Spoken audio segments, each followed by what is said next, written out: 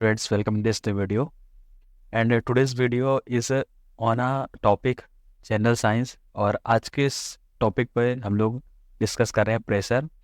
Lecture number 5 है ये हमारे जनरल साइंस का, और हम लोग दाब जो टॉपिक है हमारा आज का उस पर डिस्कस कर रहे हैं। जनरल साइंस पे हम लोग जो कवर कर रहे हैं वो एग्ज़ाम है एसएससी, यूपीएससी, एमपीपीएससी या किसी भी डिस्ट्रिक्ट एग्ज़ाम हो सकता है, बैंकिंग हो या सीजीएल, सीएचएसएल, एसएससी। तो ये सभी एग्ज़ामों के लिए हम जनरल साइंस कवर कर रहे हैं। और जो क्वेश्चन देखने को मिलते हैं एग्ज़ाम में वो जनरल साइंस से बहुत ही ज़्यादा देखने को मिलते हैं। तो हम लोग इसी पर डिस्कस कर रहे हैं। यदि आप लोग चैनल पे पहली बार हैं तो नीचे सब्सक्राइब का बटन प्रेस कीजिए ताकि आने वाली नोटिफिकेशन मिलते रहेंगे। हम लोग कंप्लीट चैनल से साइंस की सीरीज़ है, कंप्लीट जनरल साइंस देखेंगे। सबसे पहले बात करते हैं दाब, प्रेशर। ये होता क्या बेसिकली? तो किसी भी सतह में एकांक क्षेत्रफल पर लगने वाला जो बल होता है उसे हम दाब कहते हैं। और एक एग्जाम्पल के लिए हम लोग ये देख सकते हैं, यहाँ पर आप लोग को एक इमेज के थ्रू मैं समझाने की कोशिश करूँगा। ये है, ये कोई क्षेत्रफल है। अगर इसका क्षेत्रफल मैं ई मानता हूँ तो किसी एकांक क्षेत्र पर लगने वाला जो फोर्स होता है एफ, उसे ही हम दाब कहते हैं। और ये पृष्ठ के हमेशा लंबवत होता है, अर्थात मतलब ये लंबवत होता है, किसी भी सतह पर ये लंबवत लगता है। आप लोग यहाँ पर देख सकते हैं। इसका जो फॉर्मूला होता है वो होता है बल बटे क्षेत्रफल। यहाँ पर आप लोग देख सकते हैं एफ बल किसी एकांक क्षेत्रफल ए पर लग रहा है, उसी को हम लोग दाब या प्रेशर कहते हैं। पास्कल एक यूनिट है दाब की, और इसका जो न्यूटन प्रति वर्ग किलोमीटर के बराबर होता है 1 पास्कल। और जो दाब है वह एक अदिश राशि है। तो हमने इसमें देख लिया कि क्षेत्रफल क्या होता है। किसी एकांक क्षेत्र पर लगने वाले बल को हम लोग दाब कहते हैं, और ये हमेशा किसी भी पृष्ठ क्षेत्रफल के लंबवत लगता है। ये हम देख लिया। और जो दाब होता है उसकी यूनिट होती है पास्कल या न्यूटन पर मीटर स्क्वायर, क्योंकि जो ये हमारा फोर्स है जिसे हम लोग बल बोलते हैं, इसकी यूनिट होती है न्यूटन और एरिया की यूनिट होती है मीटर स्क्वायर। तो इसके अकॉर्डिंग ये हो जाता है हमारा न्यूटन मीटर स्क्वायर। दाब एक क्या है? अदिश राशि है, अर्थात इसमें मैग्नीट्यूड तो होता है पर डायरेक्शन नहीं होती है, इसलिए हम इसे अदिश राशि कहते हैं। बल होता है, परिमाण नहीं होता है। बात करते हैं नेक्स्ट पॉइंट है वायुमंडलीय दाब, एटमॉस्फेरिक प्रेशर क्या होता है। तो वायुमंडलीय दाब वह दाब होता है जो पारे के 76 सेंटीमीटर लंबे कॉलम में 0 डिग्री सेल्सियस पर और 35 डिग्री अक्षांश पर समुद्र तल पर लगाया जाता है। यह 1 वर्ग सेंटीमीटर अनुप्रस्थ काट वाले पारे के 76 सेंटीमीटर लंबे कॉलम के भार के बराबर होता है। और वायुमंडलीय दाब जो होता है इसका जो मात्रक होता है वो होता है बार होता है। यहाँ पर एक और पॉइंट आगे, वायुमंडलीय दाब की इकाई क्या होती है, तो उसे हम बार से नोट करते हैं। अब ये जो चीज़ यहाँ पर लिखी इसे समझने की कोशिश करते हैं। तो ये बोल रहा है कि किसी भी ट्यूब पर, ये हमारी एक ट्यूब है, आप लोग यहाँ पर देख सकते हैं, किसी भी ट्यूब पर पारे में, ये ट्यूब है इसमें पारा है, तो इसकी जो हाइट है 76 सेंटीमीटर, जिस वायुमंडलीय दाब पर यहाँ पर जो इसकी ऊंचाई हो जाती है 76 सेंटीमीटर, उसे ही हम लोग क्या बोलते हैं? 1 बार। और इसे ही हम लोग 76 इसे ही वायुमंडलीय दाब के बराबर हम लोग मानते हैं। तो यहाँ पर हो गया एक लंबे कॉलम पर 76 सेंटीमीटर पारे की जो ऊंचाई होती है समुद्र तल पर, जो वायुमंडलीय दाब के द्वारा लगाई जाती है, इसे ही हम एटमॉस्फेरिक प्रेशर कहते हैं। और इसका जो भार होता है 76 सेंटीमीटर, ये जो वायुमंडलीय दाब होता है, ये जो 76 सेंटीमीटर ऊंचाई पर जितना भार है पारे का, उसी के बराबर होता है। यहाँ पर भी आप लोग देख सकते हैं एटमॉस्फेरिक प्रेशर किस पर लगाया जा रहा है? पारे पर, जिसकी वजह से पारा क्या कर रहा है? इस नली पर ऊपर की तरफ चढ़ रहा है। और ये जितनी ऊंचाई तक चढ़ेगा तो उसका एक हम लोग 76 सेंटीमीटर हम लोग स्टैंडर्ड मान लिए हैं, उसे ही हम लोग बोलते हैं वायुमंडलीय दाब या 1 बार के बराबर मानते हैं। और ये जो भार होता है वो किसके बराबर होता है? वायुमंडलीय दाब के बराबर। इस परख नली पे जो नली पे जो पारा होता है इसका भार। वायुमंडलीय दाब जो होता है 10⁵ न्यूटन पर मीटर स्क्वायर के बराबर होता है, अर्थात 1 बार के बराबर होता है। ये 10⁵ के बराबर लिखा हुआ है, टाइपिंग थोड़ा सा मिस्टेक है। न्यूटन पर मीटर के बराबर होता है वायुमंडलीय दाब। पृथ्वी की सतह से ऊपर जाने पर क्या होता है वायुमंडलीय दाब पर? तो पृथ्वी की सतह से हम लोग जैसे जैसे धीरे धीरे हम लोग ऊपर की तरफ जाते हैं तो वायुमंडलीय दाब कम होता जाता है, जिसके कारण क्या क्या चीजें देखने को मिलती हैं वो देखते हैं। पहाड़ों पर खाना बनाने में कठिनाई इसी वजह से होती है क्योंकि जैसे जैसे हम लोग ऊंचाई पर जाते हैं वैसे वैसे वायुमंडलीय दाब जो होता है वो क्या होता जाता है, कम होता जाता है। बात करते हैं नेक्स्ट पॉइंट की, वायुमंडल में बैठे वायुयान में बैठे यात्री के फाउंटेन पेन से स्याही रिस जाने का कारण भी यही है, क्योंकि वायुमंडलीय दाब कम होने की वजह से जो स्याही किसी भी पेन या पेंसिल पेन में भरी होती है वह बाहर निकलने लगती है। आप लोग देख सकते हैं ये है बैरोमीटर, जो कि वायुमंडलीय दाब को नापने के लिए यूज किया जाता है। यहाँ पर इसकी यूनिट्स लिखी हुई हैं, आप लोग ध्यान से देख सकते हैं। यहाँ पर वायुमंडलीय दाब को नापा जाता है बैरोमीटर से और इसकी सहायता से मौसम संबंधी पूर्वानुमान भी लगाया जाता है। कैसे, आगे देखते हैं। बैरोमीटर का पाठकांक जब एकाएक नीचे गिरता है तो आंधी आने की संभावना होती है, इंपॉर्टेंट पॉइंट है।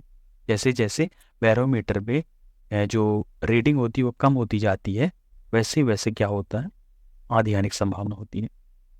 सेकेंड पॉइंट है, बैरोमीटर का पाठ्यांक जब धीरे धीरे नीचे की तरफ गिरता है तो क्या होता है, वर्षा होने की संभावना होती है। बैरोमीटर का पाठ्यांक जब धीरे धीरे ऊपर की तरफ चढ़ता है तो दिन साफ रहने की संभावना रहती है। तो ये कुछ पॉइंट्स थे जो हमने देखे।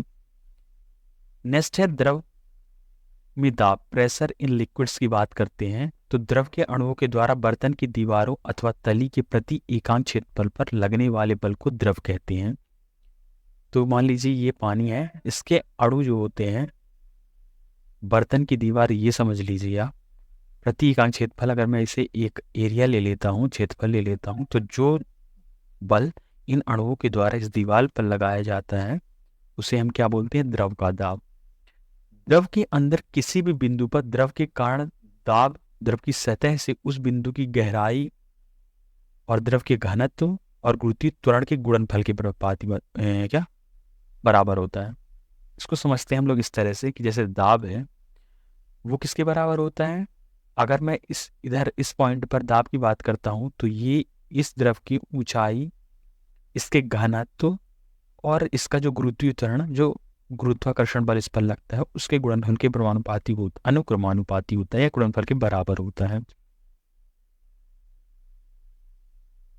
इसका मान होता है 9.81 किलो न्यूटन पर मीटर स्क्वायर।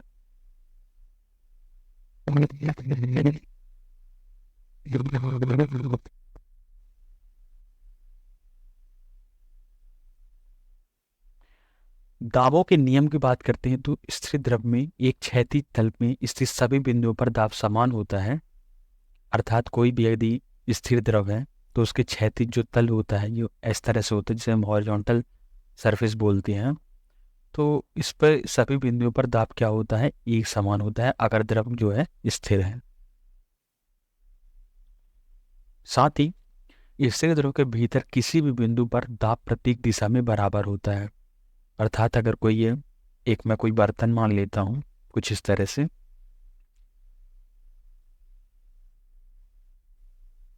तो इसके स्थिर द्रव के भीतर किसी भी बिंदु पर अगर हम लोग बात करते हैं तो प्रत्येक दिशा में जो दाब होता है, अगर इस पानी की जरा दूर लगाया जाता है, अगर मैं इस पॉइंट की बात करता हूं तो वो बराबर होता है सभी दिशाओं पर।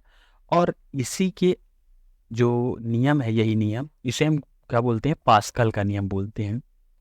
द्रव के भीतर किसी बिंदु पर दाब स्वतंत्र तल से बिंदु की गहराई के अनुक्रमानुपाती होता है। इसका मतलब द्रव में जैसे जैसे नीचे की तरफ हम जाते जाएंगे वैसे वैसे दाब का मान बढ़ता जाता है। किसी बिंदु पर द्रव के घनत्व पर निर्भर करता है। घनत्व अधिक होने पर दाब अधिक होता है। द्रव संबंधी पास्कल के जो नियम है उस पर बात करते हैं। तो पास्कल के नियम, प्रथम नियम क्या बोलता है, यदि गुरुत्वीय प्रभाव को हम लोग नगण्य या ना माने, गुरुत्वीय प्रभाव जो होता है उसे हम ना माने, तो संतुलन की अवस्था में द्रव के भीतर प्रत्येक बिंदु पर दबाव समान होता है। संतुलन की स्थिति में चाहे वो गहराई बढ़ने के साथ हो या नीचे के साथ, वो किसी प्रकार का परिवर्तन नहीं होता है, सभी स्थानों पर समान होता है। पास्कल के द्वितीय नियम क्या बोलता है, किसी बर्तन में बंद द्रव के किसी भाग पर आरोपित बल द्रव को द्वारा सभी दिशाओं में समान परिमाण में संचित किया जाता है, जो हमने भी पिछली बार बात की है। किसी भी बर्तन में बंद द्रव में जो किसी भी भाग पर आरोपित बल, एक इसका एग्जाम्पल कुछ इस तरह से लेते हैं। अगर कोई भी यहाँ पर हम लोग ये द्रव के कुछ अणु ले लेते हैं तो इस पर जो दाब लगता है द्रव के द्वारा सभी दिशाओं में समान लगता है। पास्कल के नियम पर आधारित कुछ यंत्र है, जो हाइड्रोलिक लिफ्ट हो गया, हाइड्रोलिक प्रेस हो गया, हाइड्रोलिक ब्रेक हो गया, ये सब इसी नियम पर काम करते हैं। द्रव का दाब उस पात्र के आकार व आकृति पर निर्भर नहीं करता है जिससे द्रव रखा जाता है। मतलब अगर मैं इसके आकार की बात करता हूँ, चाहे ये बेलन के आकार का हो, सिलेंडर के आकार का, ये चाहे ये स्क्वायर के आकार का हो, तो उससे फर्क नहीं पड़ता है। ये नहीं करता है किसी भी जिस पर इसे रखा जाता है द्रव को, उसके आकार पर निर्भर नहीं करता है। पास्कल के नियम पर ही हम लोग हाइड्रोलिक देखते हैं। हाइड्रोलिक्स कैसे, कि जैसे कि आप लोगों ने देखा होगा कि डेली लाइफ में भारी भारी चीज़ों को हाइड्रोलिक की मदद से बहुत आसानी से उठाया जा सकता है।